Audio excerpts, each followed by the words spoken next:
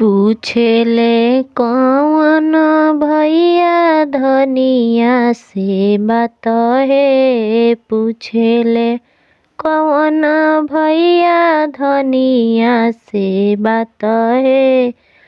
कैसे कैसे धनी चढ़ेला हर दिया है।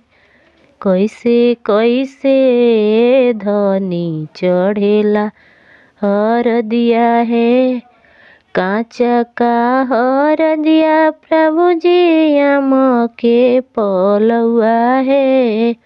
कांचा का हर दिया प्रभु जी आम के पलुआ है। काला सा छुआ के प्रभु जी चढ़ेला हर दिया है। काला सा छुआ के प्रभु जी चढ़ेला हर दिया है। पूछले अपन भैया धनिया से बात है।